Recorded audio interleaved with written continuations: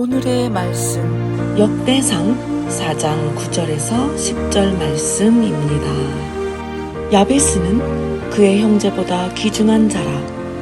그의 어머니가 이름하여 이르되 야베스라 하였으니 이는 내가 수고로이 낳았다 함이었더라. 야베스가 이스라엘 하나님께 아뢰어 이르되 주께서 내게 복을 주시려거든 나의 지역을 넓히시고 주의 손으로 나를 도우사 나로 환난을 벗어나 내게 근심이 없게 하옵소서 하였더니 하나님이 그가 구하는 것을 허락하셨더라. 아멘. 오늘은 저렇게 하는구나 라는 말씀으로 은혜 받도록 하겠습니다. 네, 오늘 말씀 이제 우리가 읽었는데 역대상 4장 9절 10절을 잠시 읽었습니다. 이 야베스 기도는 제가 한국에 있을 때 굉장히 그 돌풍이 있었던 그런 야베스 기도입니다. 그래서 이 야베스 기도 9절 10절을 거의 외우지 않은 사람이 없을 정도로 그 정도로 굉장히 유명한 기도인데 이 말씀을 잠시 이제 같이 나눠보겠습니다. 오늘 우리가 읽은 4장 9절에 나오는 그 야베스라는 사람은 그 유다 지파 후손으로 기록이 되어 있습니다. 그리고 야베스 9절에 보면 그 야베스 어머니가 내가 수고로이 낳았다라고 아이의 이름을 불행 또는 고통이라고 그래서 그 야베스라고 이름을 붙여주었답니다. 어떤 어머니가 자녀 이름을 불행 또는 고통이라고 짓겠습니까? 그러나 성경시대의 사람들은 그 이름을 지을 때 개인이 처한 상황에 이름을 짓거나 어떤 시대적인 상황에 따라서 이름을 짓는 경우가 많아서 야베스가 태어날 때 야베스 어머니가 고통 중에 난산을 했거나 또는 그가 태어날 당시 가정 형편이 몹시 불행했을 거라고 이름을 통해서 추측을 할 수 있습니다. 예를 들면 아브라함은 믿음의 조상 열국의 아비가 되라는 뜻으로 이름을 지었고 모세는 물에서 건져내어서 앞으로 이스라엘 민족을 애굽에서 건져내라고 이름을 지었고 또 야곱은 발꿈치를 잡고 나와서 약삭 빠르다고 그래서 그렇게 이름을 지었고 또 사무엘은 자식을 달라는 그 애절한 기도를 들어주셨다고 이름을 지었고 또 요셉은 다른 아들을 더하리라 라는 뜻으로 요셉의 이름대로 엄마 라헬이 10년이 지나서 요셉의 동생 베냐민을 갖게 됩니다. 하지만 라헬은 힘들게 임신한 그 베냐민을 낳다가 죽게 되어 그 죽는 순간에 베냐민의 이름을 고통의 아들, 슬픔이란 뜻으로 베논이라고 짓습니다. 그러나 그 라헬의 남편 야곱은 그 엄마 없는 그 아들이 고난을 이겨내고 오른손처럼 든든한 존재가 되기를 바라는 마음으로 베냐민이라고 이름을 지었고 결국 베냐민은 그 이름대로 살아가게 됩니다. 우리도 자랄 때 생각해보면 이름 때문에 놀림을 당하거나 또는 조롱거리가 되는 경우를 종종 보게 되는 경우가 있었습니다. 물론 이름 때문에 득을 보는 경우도 있었던 것 같습니다. 이처럼 우리도 이름을 짓는 경우는 아이를 낳았을 때 이름을 짓는 경우가 가장 흔할 것입니다. 그래서 아이의 이름을 지을 때 그냥 생각나는 대로 즉흥적으로 짓지 않고 심사숙고해서 많은 의견들을 모아서 좋은 이름을 지으려고 노력하지 않습니까? 그래서 그 태어난 아이에게 이름을 지어줌으로써 그 아이의 존재 가치를 높여주고 이름대로 잘 자라기를 그렇게 바라는 마음으로 이 이름을 지어줄 것입니다. 그래서 그 사자성어가 있죠. 호사유피라고 호랑이는 죽어서 가죽을 남기고 사람은 죽어서 이름을 남긴다라고 이름의 중요성을 생각하게 하는 말인 것 같습니다. 실제로 아브라함이 아브라함으로 사레가 사라로 야곱이 이스라엘로 시몬이 베드로로 이처럼 하나님께서 직접 사람의 이름을 바꿔주는 경우는 주로 중요한 언약이나 새로운 사명을 맡기실 때 이름을 바꿔주는 경우를 보게 됩니다. 이처럼 야베스는 어릴 때부터 고통 속에서 자랐을 것입니다. 그런데 구절을 보면 야베스는 다른 형제들보다 더 존경을 받았다고 되어 있습니다.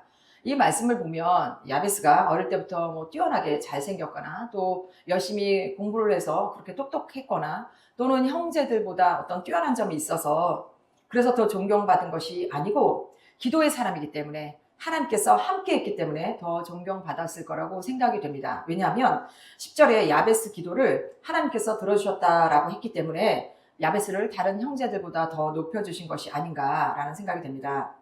그럼 야베스는 어떤 기도를 했길래 형제들보다 더 존경을 받았다고 평가를 했을까?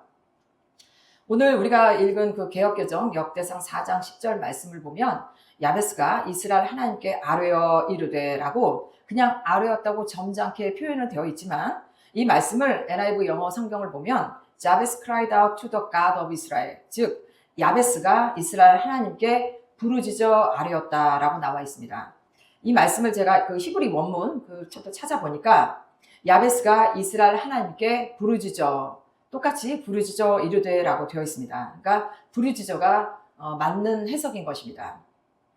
야베스는 태어날부터 고통이라는 이름을 가지고 밖에 나가면 친구들한테 놀림당하고 집에 오면 부모와 형제들한테 존재 자체를 인정받지 못하고 늘 투명 인간 취급을 받으며 놀림당하고 또 기가 죽어서 그렇게 살고 약하고 또 보잘것없고 무시당하고 살지 않았을까. 왜냐하면 예를 들면 사람의 이름을 개똥이라고 하면 그 사람을 개똥으로 보지 않겠습니까? 하찮게 본다는 것입니다. 그래서 굉장히 이름이 중요한 것인데, 그래서 야베스기도 4장 10절에 주의 손으로 나를 도우사 나를 환난을 벗어나 내게 근심이 없게 하옵소서. 이 말씀을 히브리 원문 번역을 보면 주의 손이 나와 함께 하시고 나를 해로움에서 건져 고통을 겪지 않게 하옵소서라고 되어 있습니다. 그러니까 야베스는 이 상황을 그냥 내 운명이려니 하고 그냥 자포자기하지 않고 하나님께 그냥 대충 기도한 것이 아니고 해로움과 고통이 극심했기 때문에 이 삶을 어떻게든 극복하고 싶어서 정말 죽기 살기로 매달리고 부르짖지 않았을까. 그래서 결국 하나님께서 야베스의 부르짖는 기도에 그가 구하는 것을 허락하셨다고 했습니다. 그래서 이 말씀을 보면 빠른 기도의 응답의 지름길은 또 우리에게 닥친 연단의 시간을 줄이는 기도는 바로 부르짖는 기도라는 것이 이 말씀의 핵심인 것 같습니다. 그럼 왜 우리가 야베스처럼 부르짖는 기도를 해야 하는가? 우리도 자라면서 부모와 또 형제와 또는 그 친구들과 이웃들과 때론 부부간에 늘 상처를 받고 상처를 주고 이런 것들을 경험하고 보고 자라면서 우리 안에 분노, 미움, 시기, 질투, 불평, 원망, 두려움, 절망, 쓴뿌리 이런 것들이 오랜 시간 동안 해결되지 못하고 몸이 아프고 또 머리가 아픈 골질병이 되기도 하고 또 어떤 경우에는 귀신을 보고 귀신의 조종을 받기도 합니다. 한 예로 수년 전에 우리 교회에 참석하신 한 권사님이 계셨습니다. 이 권사님은 수십 년 전에 가족과 이민을 와서 교회 생활을 하시고 오랫동안 신앙 생활을 하셨다고 했습니다. 그러다가 제가 사는 아파트에 혼자 이사를 오셨고 또 제가 다니는 그 어른 그 데이케어를 나오시게 되어서 저와 이제 친하게 되어서 제가 그 어르신 홈케어를 하게 되었습니다. 그러면서 이 어르신이 귀신을 보는 것을 제가 이제 알게 되었는데 이제 제가 어르신 집에 가면 어르신이 이제 문을 열어주는데 빨리 들어와 저것들 못 들어오게 하시면서 제가 들어가면 얼른 문을 닫으셨습니다. 그러면서 하시는 말씀이 아유 문을 닫으니까 저것들이 벽으로 들어오네 라고 하셨습니다. 또 가끔 잠들려고 침대에 누우면 그 침대 천장 그 조명등에서 여러 명의 어린아이들이 시끄럽게 내려와서 침대 주위에서 깔깔거리고 놀아서 잠을 잘 못 잔다고 말씀을 하시곤 하셨습니다. 또 어떤 날은 거실 의자에 남자, 여자, 할아버지가 앉아 있어서 밥을 차리시는 경우도 있었습니다. 그래서 이제 우리 교회에서는 이 어르신 집에 가서 같이 기도하고 찬송하는 시간을 가지면서 우리 교회 권사님의 그 심령 기도를 통해서 이 90이 넘으신 어르신 안에 악한 영이 어떻게 자리 잡고 들어갔는지 알게 되었습니다. 이 어르신은 그 젊은 날 자녀들과 함께 이민을 오게 되어서 큰아들과 가전제품 가게를 이제 하게 되었는데 처음에는 장사가 너무 잘 돼서 가게를 2개를 운영했다고 합니다. 근데 시간이 갈수록 장사는 안 되고 재고는 쌓이기 시작하고 또 물건 대금을 제대로 주지 못하니까 빚을 지기 시작했고 또 아들과 살고 있는 이 어르신 집에 빚쟁이들이 날마다 찾아와서 정말 너무 힘든 삶을 사셨다고 했습니다. 그래서 이 사는 것이 지옥 같아서 큰아들에게 너만 집에서 나가면 빚쟁이들이 안 올 것 같다라고 큰아들에게 힘든 말을 했답니다. 그래서 큰아들이 이 말을 듣고 집을 나갔는데 그 이후로 20년이 넘는 동안 큰아들을 만날 수도 찾을 수도 없었답니다. 그래서 이 권사님은 자신이 힘들다고 큰아들을 내친 자신을 평생 원망하며 큰아들을 사무치게 그리워하는 마음으로 살고 계시다고 했습니다. 그래서 예수를 믿고 신앙생활을 하시고 계셨지만 늘 자신을 탓하고 큰아들을 그리워하는 그 슬픈 뻥 뚫린 마음속에 악한 영이 자리 잡고 들어간 것입니다. 오늘 예수님께서는 수고하고 무거운 짐진 자들아 다 내게로 오라 너희를 쉬게 하리라 라고 인생의 고통과 어려움을 겪는 모든 사람들에게 자신의 짐을 예수님께 맡기고 안식을 얻으라고 말씀하고 계십니다. 그러나 이 모든 짐을 내가 지고 내 안에 겹겹이 상처들로 가득 차서 그것이 성품이 되고 인격이 되어 주위 사람들과 화합하지 못하고 늘 나를 누르는 존재들 때문에 힘든 삶을 살게 됩니다. 그러나 이 부르짖는 기도는 내 안에 온갖 상처들로 가득 찬 더럽고 악취나는 그런 것들을 몰아내고 쓸어버리는 하나님이 주시는 능력의 기도입니다. 그래서 우리가 예수 그리스도를 믿고 이 부르짖는 기도를 통해서 이렇게 오랫동안 내 안에 자리 잡은 더러운 영들이 떠나면 그 빈자리에 성령이 오셔서 나를 변화시켜 주시고 나를 눌렀던 질병이 떠나가고 나의 성품이 바뀌고 습관이 바뀌고 또 나를 눌렀던 가난의 영들이 떠나가고 하나님이 주시는 새로운 복들이 우리 삶 속에 찾아온다는 것입니다. 저도 한국에 있을 때 우리 일회교회에서 부르짖는 기도를 하고 있을 때의 일이었습니다. 저는 한국에서 조그만 문구점을 운영을 했습니다. 그때 당시 저는 굉장히 물질로 굉장히 힘든 삶을 살고 있을 때였는데, 그래서 늘 교회 가서 아침 저녁으로 기도를 하고 있을 때였습니다. 그 문구점의 주 고객이 학생들인데 학교 방학이면 학교가 문을 닫아서 장사가 안 되니까 렌트비 내는 것도 굉장히 힘들었습니다. 한 번은 더운 여름날 학교 방학과 휴가철이라서 장사가 안 되고 더군다나 주말에는 손님이 거의 없을 때였습니다. 그러던 어느 토요일 오후쯤에 저는 가게에 서서 이번 달 렌트비는 어떻게 할까라고 이제 머릿속으로 생각하고 있었습니다. 그때 어떤 손님이 금리빨 받아요라고 저에게 이제 가게 앞에서 물어보시는데 저는 네 하고 대답을 하니까 그 손님은 네 하고 네 알았어요 하고 가시는 겁니다.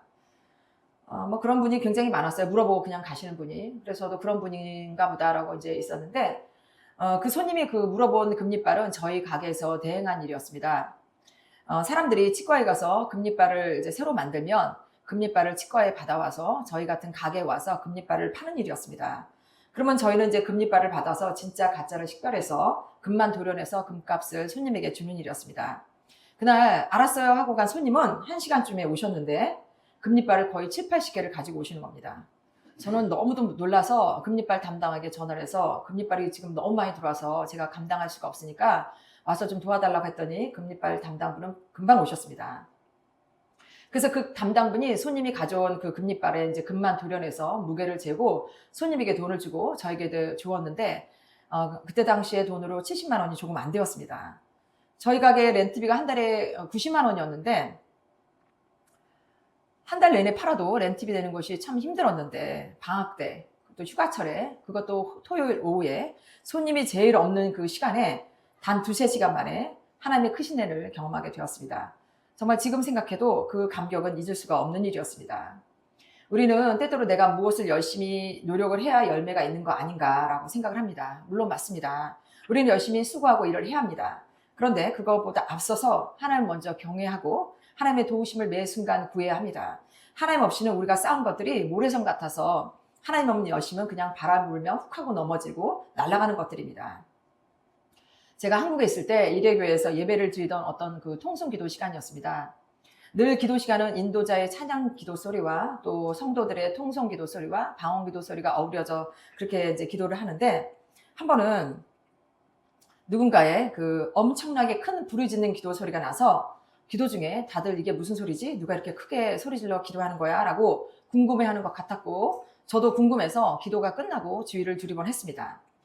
나중에서야 알았는데 우리 교회 멘토 권사님께서 평소에는 소리 없이 기도하셨는데 그날따라 엄청 크게 기도를 하셔서 신선한 충격이었습니다. 저는 이제 그때 일을 가끔 생각을 합니다. 저도 나름 기도하고 부르짖는 기도를 한다고 했지만 어떻게 해야 되는지 때로는 잘 몰랐는데 그때 권사님께서 천정이 무너지는 것 같은 정말 창자가 끊어지는 것 같은 엄청난 돌파가 일어나는 그런 부르짖는 기도 소리를 듣고 저렇게 하는구나 저렇게 하는구나 라고 권사님께서 보여주신 기도를 보고 깨닫게 되고 저도 그 기도를 사모하게 되었습니다.